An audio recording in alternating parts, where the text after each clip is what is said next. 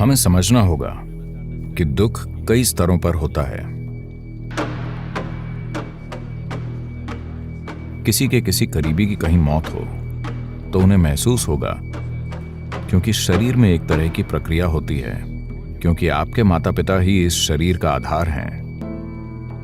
आप में और उनमें यादों का एक बहुत गहरा संबंध है।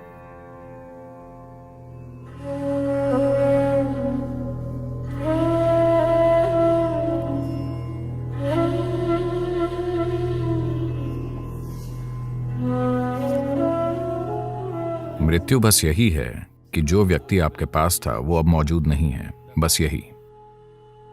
एक जीवन गायब हो गया। आप उसके लिए नहीं रो रहे हैं।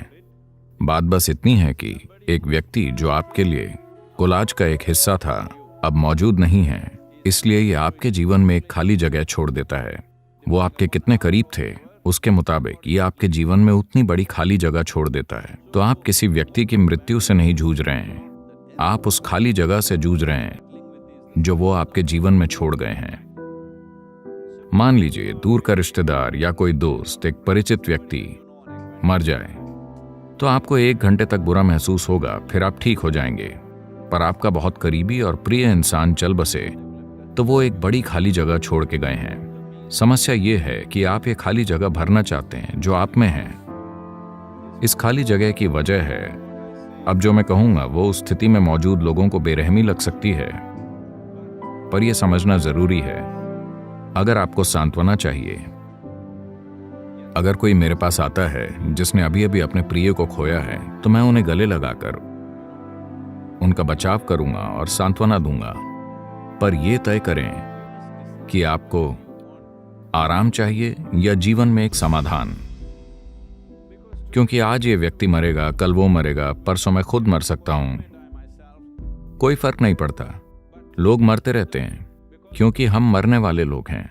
आइए इसे समझते हैं। हम सभी मरने वाले लोग हैं। सबसे पहले हमारे मन में ये पक्का होना चाहिए कि हम एक दिन मरेंगे।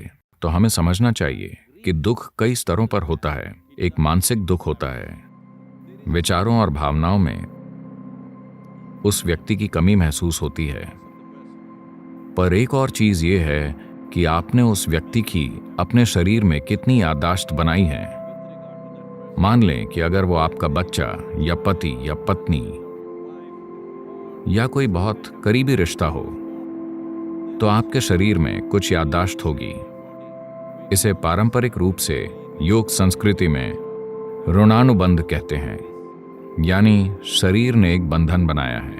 Your psychological friendships and companionships and love and whatever else you have. आपकी मानसिक मित्रता, मेल और प्रेम वगैरह से परे शरीर ने खुद ये बंधन बनाया है।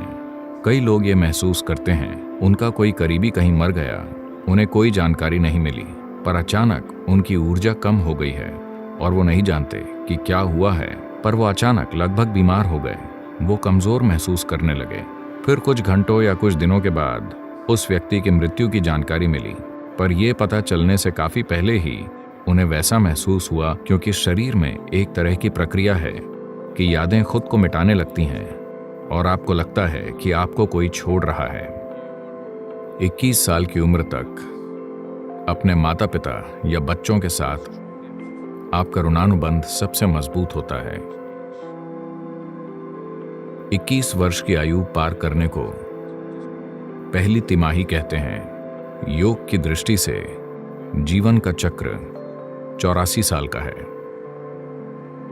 The first quarter is 21. पहली तिमाही यानी 21 साल। 21 से कम की उम्र में आपके माता पिता मर जाएं या 21 से कम उम्र का बच्चा मर जाए तो परेशानी सिर्फ भावनाओं में नहीं, शरीर में भी परेशानी होगी। वो शरीर में प्रकट होगी। शारीरिक इसलिए होगी क्योंकि ऋण अनुबंध मजबूत है। पर 21 के बाद काफी हद तक विचारों और भावनाओं में परेशानी होती है। ऋण अनुबंध से हमारा मतलब है कि आपकी भावनात्मक या मानसिक परेशानी अलग चीज है।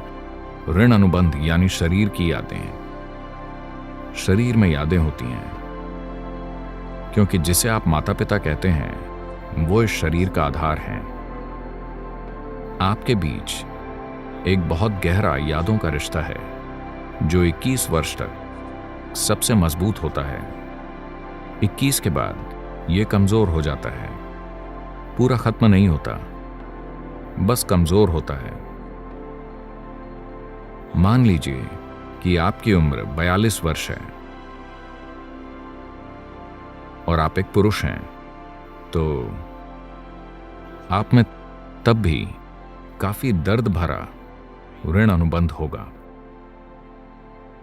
पर अगर आपकी उम्र 42 साल है और आप महिला हैं, तो आपका ऋण अनुबंध ना के बराबर होगा।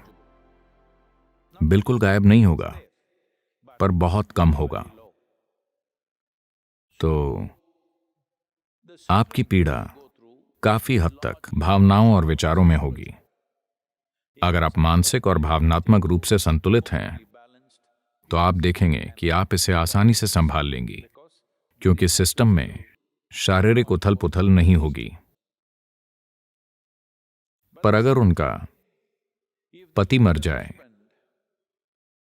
तो वो ऋण अनुबंध शारीरिक परेशानी देगा, क्योंकि वो अलग तरह का ऋण अनुबंध है।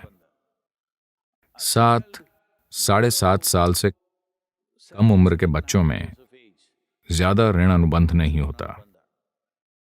माता पिता में शायद बहुत अधिक ऋण अनुबंध हो, पर बच्चों में ज्यादा ऋण अनुबंध नहीं होता। वजह सिर्फ मानसिक नहीं है। 7.5 साल से कम के बच्चों को ज्यादा तकलीफ नहीं होती, शारीरिक उथल पुथल नहीं होती। देखभाल न हो तो परेशानी हो सकती है। अगर वैसी स्थितियां हो तो मैं इस चीज की गहराई में नहीं जाना चाहता, पर अगर किसी महिला की उम्र 42 से ज्यादा है और वो अपने माता पिता को खो दे, This is why in this culture, women are not required to do karmas. तभी इस संस्कृति में महिलाओं को कर्मकांड नहीं करने पड़ते। कर्मकांड मृतकों के लिए होते हैं, आप पर उनका ज्यादा असर नहीं होता। पर 21 से कम के लोगों को कर्मकांड करना बहुत जरूरी है, क्योंकि वो मृतकों के लिए भी है और आपके लिए भी।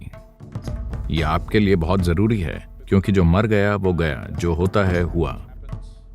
पर शायद आपके जीवन में उथल पुथल बनी रहे, क्योंकि एक भौतिक याददाश्त है जो आपको एक अलग स्तर पर पीड़ा देगी। भले ही आप मानसिक और भावनात्मक रूप से संतुलित हों, फिर भी आपके अंदर एक दर्द बना ही रहेगा। इसके लिए ऐसे योग अभ्यास हैं जिनसे आप शरीर को फिर से जीवंत कर सकते हैं। इसकी एक पूरी व्यवस्था है। हमने योग केंद्र में इसे बहुत जीवंत रखा है। जो लोग अपने प्रियजन को खो देते हैं, उनकी भौतिक याददाश्त को हम कुछ प्रक्रियाएं करके दूर करते हैं। शारीरिक याददाश्त दूर होने के बाद मानसिक पीड़ा को लोग काफी आसानी से संभाल पाते हैं। अगर आप शारीरिक रूप से कुछ कर ना पाएं, तो मृतक के लिए कर्म और क्रिया कैसे करें?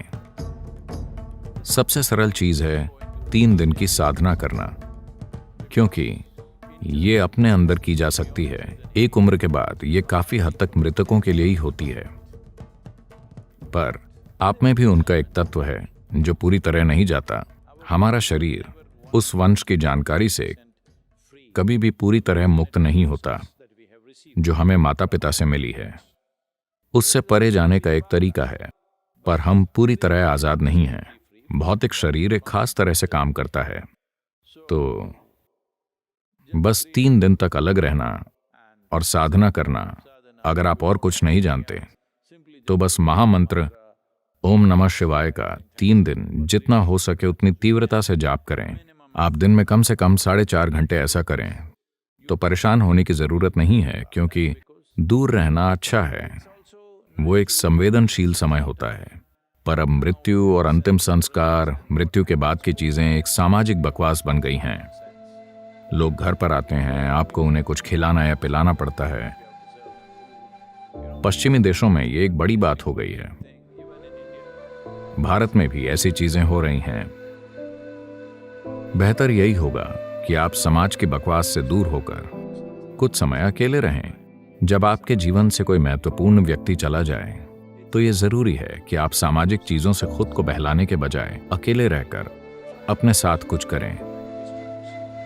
ये सामाजिक चीजें हैं, लोगों का दुख संभालने का तरीका है। मूवी देखना, किताब पढ़ना या फिर टीवी देखना। दिल बहलाने की कोशिश ना करें। हमें अपने अंदर की परेशानियों का सामना करना चाहिए। अपना ध्यान भटकाने की कोशिश न करें। ध्यान भटकाना समाधान नहीं है।